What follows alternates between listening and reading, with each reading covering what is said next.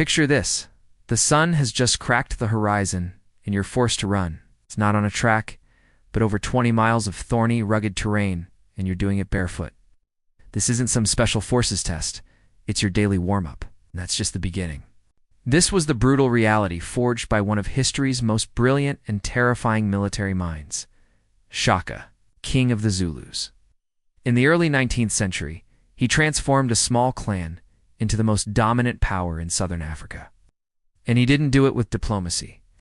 He did it by creating a human weapon and army so disciplined, so physically hardened, and so utterly ruthless that it rewrote the rules of warfare on the continent. Before Shaka, warfare in the region was often a ritualized, low-casualty affair. It was a system of limited conflict. But Shaka saw this as inefficient. His early life was marked by exile and humiliation, fueling a burning ambition for absolute victory. To get it, he had to break his men down and rebuild them from the ground up, turning farmers and herders into the deadliest fighting force Africa had ever seen. So, let's put you in their sandals. Oh, wait, you don't get any. Forget your modern life, your comfort, your rights. You've just been conscripted. Your first day has begun, and with it, a series of trials designed to strip away your former self. Failure at any stage didn't mean you gotta go home. It could mean a swift, brutal, and public death.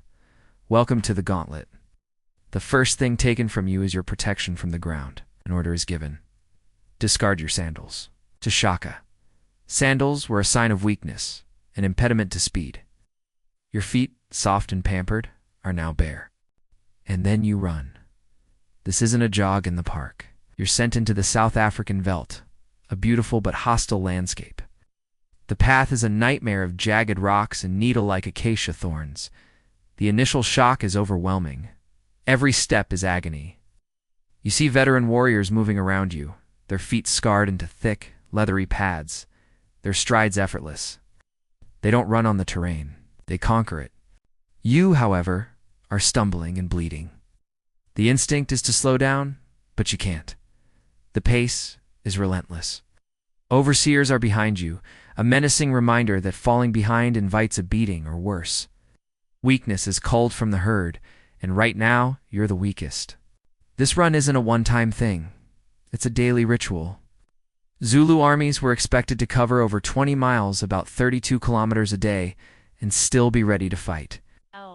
They did this under a blistering sun with minimal water. Imagine running nearly a marathon over broken glass, and at the finish line being thrown into a life-or-death struggle. That was the baseline. This conditioning started in childhood. Boys as young as 6 served as cadets Udabi, carrying supplies for the regiments. They were apprentices in hardship, learning to endure hunger, thirst, and exhaustion. They watched men die for the slightest mistake. By the time they enlisted, their bodies and minds were already being molded. Your modern body would break down within hours. Your feet would be a shredded, bloody mess. Dehydration would set in fast. Your muscles would seize up. And this is just the warm-up. For the vast majority of us, this first trial would be insurmountable. We wouldn't just fail. We'd be physically shattered long before the sun hit its peak. Let's say, against all odds, your body hasn't quit. You stumble back to the military crawl or a conda, your spirit hanging by a thread. You survive the physical trial. Now you face something worse, the breaking of your will. Life in Shaka's army was governed by absolute iron-fisted discipline, and the central pillar of this system was fear. It's not just fear of the enemy, but the immediate gut-trenching fear of your own king. Shaka cultivated an aura of terrifying omnipresence, wandering his regiments, scanning for any sign of weakness. A moment's hesitation in a drill, a flinch during training, a complaint about rations could earn you a death sentence. Punishments were public spectacles, lessons carved into the memory of all who watched. While some accounts speak of impalement, this may be an exaggeration, but executions for cowardice or failure were brutally real. The goal was to instill such terror that a warrior would rather face any enemy than the king's wrath. Now put yourself there, exhausted, muscles screaming, the king's gaze sweeps over you. Your instinct is to shrink away, but that could be seen as weakness. You must project unshakable strength, even as you're falling apart. It's a constant performance where one wrong move means death. This terror was also collective. An entire regiment could be punished for the failure of a few. While stories of Shaka slaughtering the families of defeated warriors are likely embellishments, the principle of collective responsibility was very real and brutally enforced. This created an unthinkable choice. In front of you, the enemy. Behind you, the certainty of execution if you retreat. The only way to survive was to push forward and kill with a ferocity born of desperation. The army's social structure was a powerful tool of control. Young men were segregated into age-based regiments amabutho, living and training together, separate from society. This severed family ties, replacing them with intense loyalty to the regiment and, above all, to Shaka. Your comrades became your only family. Shaka also controlled their right to marry. Warriors were forbidden from marrying until they had proven themselves over years of service and were granted permission by the king himself. The right to a family became the ultimate reward earned through blood and obedience. For the modern mind, this psychological environment would be torture. Constant fear, the arbitrary punishment, the complete subjugation of your willet was a pressure cooker designed to boil away everything but blind loyalty. Surviving the physical training was one thing. Surviving this was another challenge entirely. Somehow, you've endured. Your body is a canvas of scars, your mind walled off against the terror. Now, you are armed. But the weapon you're given reflects Shaka's entire philosophy of war, and it will test your very soul. Shaka saw the traditional long-throwing spear, the assegai, as a tool of cowardice, allowing warriors to fight from a safe distance. He ordered it replaced with the ikwa. The ikwa was a short, broad-bladed stabbing spear, designed for one purpose: to be thrust into a human body at close range. Its name is said to echo the sucking sound it made when pulled from a wound. To wield it was to accept a new, horribly intimate form of violence. To go with the ikwa, you get the asilingu, a large, heavy shield made of cowhide. It was a defensive tool, but in Shaka's hands, it was also an offensive weapon. You would be taught to advance, hook your shield onto your opponents, pull it aside to expose his torso, and then lunge, driving the ikwa deep into his side. Stab, twist, pull. This was the rhythm of Zulu combat. This doctrine was terrifying for their enemies. They would hurl their spears, only to see them thud harmlessly into the wall of advancing Zulu shields. Before that wall was on them, and the methodical work of the ikawa began. But the real test for you isn't the technique.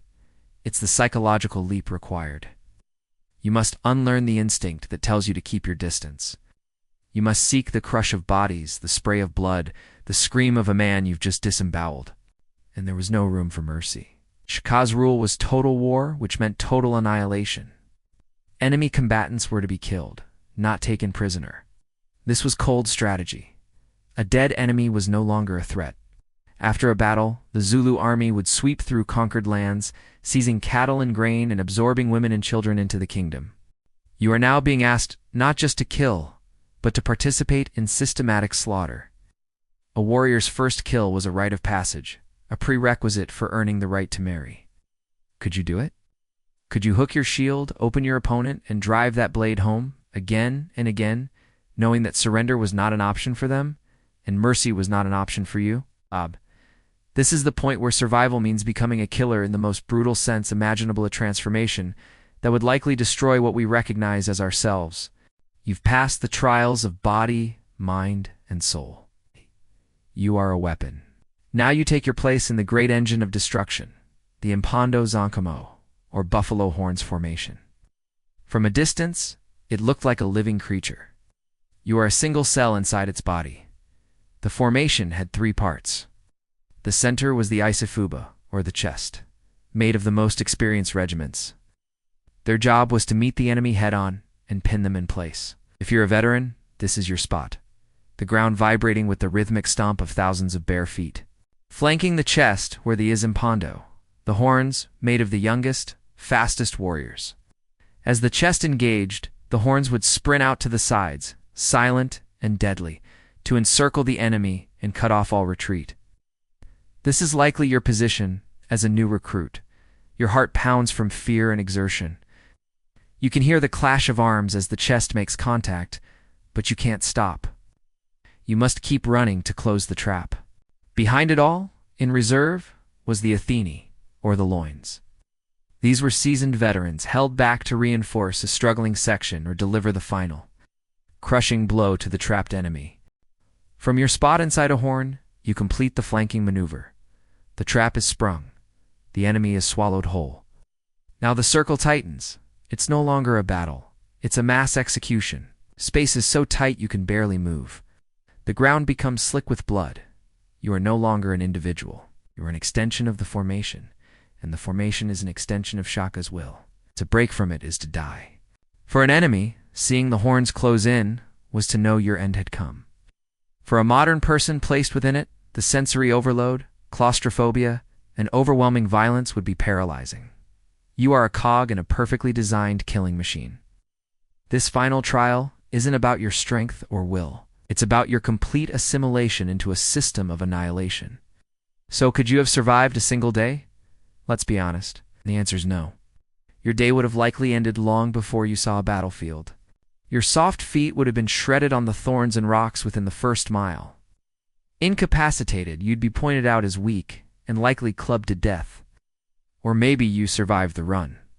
Could you have handled the psychological trial? The constant, high-anxiety threat of arbitrary punishment would have shattered a modern psyche conditioned to expect rights and due process. You would have broken, and you would have been disposed of. But what if you were a true outlier? Then you'd be handed the Iqua, to be told to kill without hesitation, to become a participant in total war. Could your conscience have survived that? For many, this moral barrier would be the highest. Even if you survived it all and took your place in the buffalo horns, your chances of surviving the meat grinder of close-quarters combat would be slim.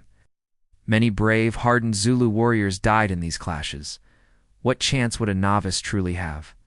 The truth is, you wouldn't survive because you are a product of a different world. Shaka's warriors were made, not born. They were honed into living weapons, perfectly adapted to the brutal world Shaka had created. We are not.